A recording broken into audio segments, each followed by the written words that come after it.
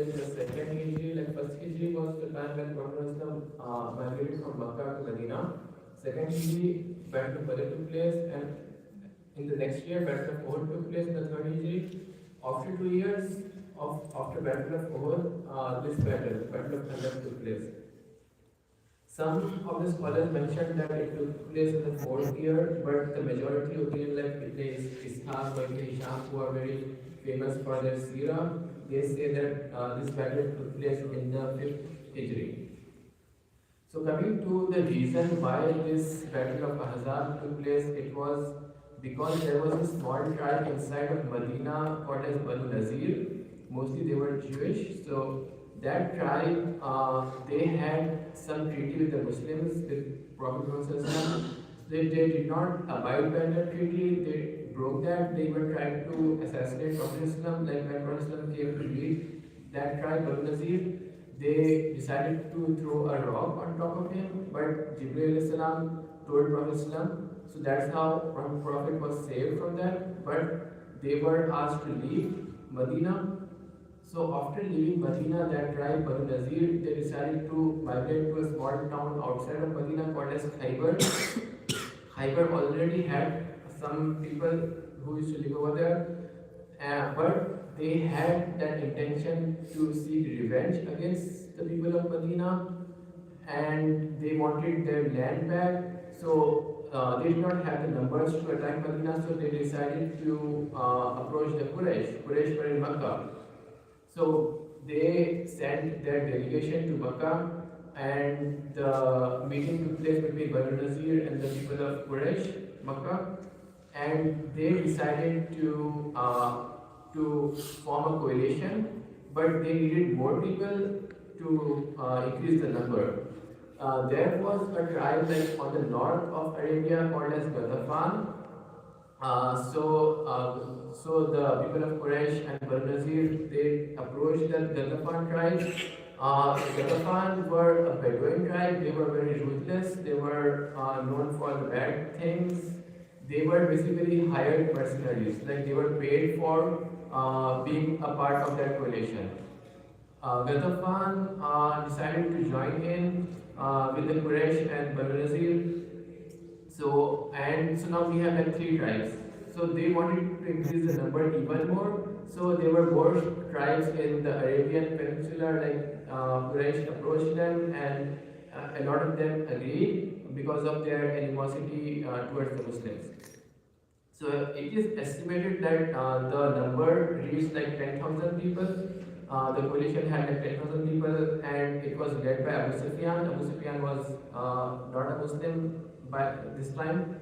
So, and it is estimated that in Medina there were not more than 2,500 people, men. So, the ratio was not in favor of Muslims. Prophet Islam got to know about the plan of Quraysh and Banu Nazir, so he decided to consult Sahaba. He always did Shura, even in Battle of Badr he did Shura, even in Uhud he did. Even now he called all the big leaders of Medina, like the leaders such as like Aus and Khazraj in Ansar, like they had Sa'd ibn Mu'az or Sa'd ibn Ubadah. Everyone were consulted, but none of them were able to give like good points. So there was one Sahabi called as Salman ibn Farsi. He was from Persia. He suggested to build a trench. Trench was not common, it was not even known in Arabia, it was a culture which was practiced in Persia. So he suggested, Prophet Islam also liked that because the numbers were quite low of the Muslims.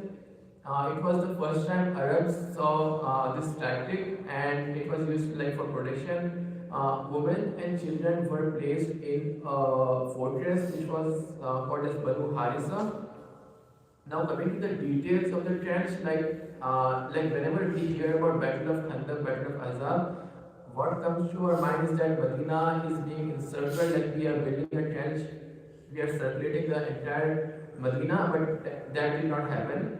Because Medina was naturally protected, like based on its geography, like on the east and on the west, there were volcanic rocks, which are called as Harra Sharqiya and Harra Garbiya. Even now, it is called as the same thing. So there were volcanic rocks which were protecting on two of its sides, and one of the sides was having plantation. There were a lot of trees over there. So there was just one area where 10,000 people could enter at once. So that area was decided by Prophet Islam. He himself took part in digging the trench along with the Sahaba. So it was like deep and long enough to stop the horses from entering. But people, if they want, they could enter, but it was not possible for all the 10,000 people to enter at once.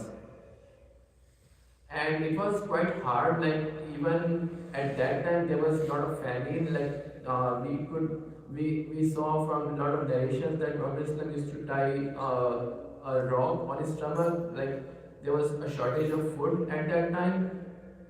And at that time, Ghatafan, who were the hired mercenaries by the Quraysh, so they approached Medina, they approached Prophet Islam, they asked Prophet Islam that if they would offer more amount, then they would stop fighting. They would not take part in the expedition against the Medina.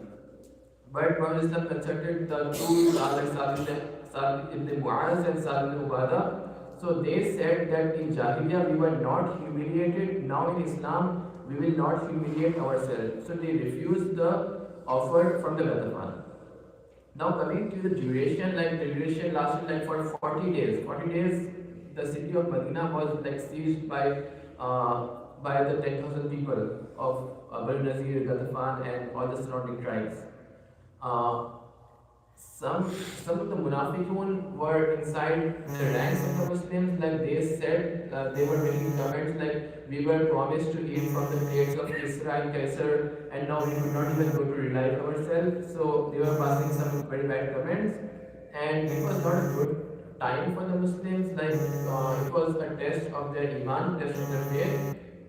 Even after the siege started, there was a tribe inside Medina called as Banu Qurayza.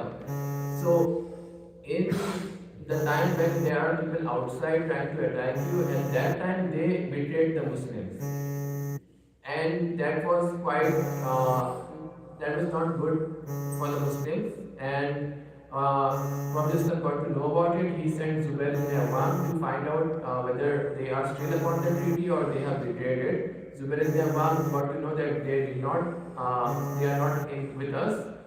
And he was Zubair ibn Awwam was called as Hawari at that time because of this incident. And there are few incidents which are mentioned during the time of the siege. Like when there's a person from Quraysh whose name is Amr ibn Abdul.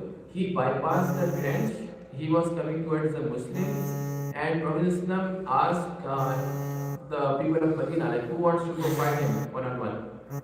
Nobody stood up because he was quite strong. Amr ibn Abdul. He said for the second time, Ali ibn Abi Talib said that he would go and fight with him, and Prophet Islam said like he is Amr ibn Abdul. So Prophet Islam asked for the third time, who would go fight him? Ali said for the third time, even if it is his Amr ibn Abdul, I will go and fight him. And Ali went, and Ali won that fight one on one.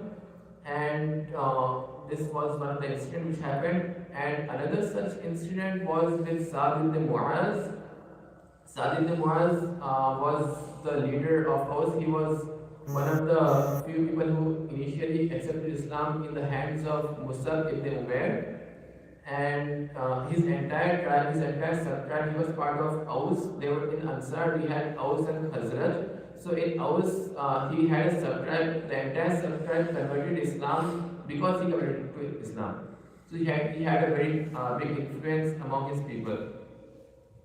And Sa'd ibn Mu'az had also in Battle of Badr, he said like when Prophet was asking the people what should we do, he replied that he said go wherever you wish, like the people, the Ansar will follow you. We will not say what the Bani Israel said, you and your Lord go and fight. And this was one of his statements during Battle of Badr. once when he died few weeks after the injury. He was struck by an arrow in this siege. Like people were throwing arrows from outside. In the city of Medina, he was struck by one of the arrows. Once he died, he died after a few weeks. It is mentioned in Sahih Bukhari that the throne of Allah shook at his death. It could be because of two reasons, because of the anger, or it could be because the happiness that he is coming. One more thing, there was a person, how the siege ended. We have a lot of reasons why the siege ended. One of the reasons was with Nuaym ibn Masud. He was like from Ghatafan. He secretly accepted Islam, and he like changed the game completely. He created like distrust between the groups, and Abu Sufyan, like he decided to attack the very next day in the city of Medina. But what happened was that it was the worst night in terms of the weather. The weather was pretty bad. It was severe cold and the winds were blowing very fast. And Prophet Islam asked for volunteers to gather the news of what's going on outside. Because it was quite cold, nobody wanted to volunteer. Prophet Islam asked like for 2-3 times, nobody said yes. Then Prophet Islam he himself told to Huzaifa in the Yaman to go and see what's going on outside. So when he went outside, he got to know that the Quraysh were planning to leave because of the weather, and the weather was by Allah's miracle. Like Prophet Islam used to make the dua, which we are going to come like at the end. So Abu Sufyan decided to leave at that moment because of the weather. When he left, his entire army left with him. Now coming to the dua which Prophet Islam used to make, like he used to make like Allahumma munzil al-kitab, sari al-hisab, ihzimul ahzab, Allahumma ihzimhum wa zalzilhum. O Allah, revealer of the book, swift in taking account, defeat the confederates, O Allah, defeat them and shake them. And in Surah Ahzab, we have a lot of reference mentioning this battle. One of the verses which mentioned about this battle was أعوذ بالله من الشيطان الرجيم يا أيها الذين آمنوا اذكروا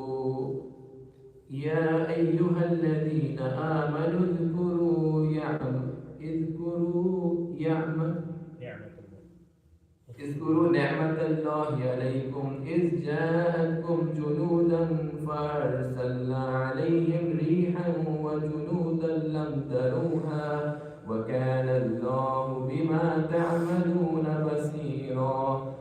O you who have believed, remember Allah's favor upon you when armies came against you, and we sent upon them a wind and armies you did not see. And another verse in Surah Ahzab, Allah says, إِذْ جَاءُوكُم مِّن فَوْقِكُمْ وَمِنْ أَسْفَلَ مِنْكُمْ وَإِذْ زَاغَتِ الْأَبْصَارُ وَبَلَغَتِ الْقُلُوبُ الْحَنَاجِرَ وَتَظُنُّونَ بِاللَّهِ الظُّنُونَا. Allah mentions when they came upon you from above you means the people of Makkah and Ghatafan and other tribes. And Allah says above you and from below you. Below you is the mention about the Banu Qurayza from inside. When eyes and hearts reached the throats, Allah is giving an expression like Muslims were terrified at that time.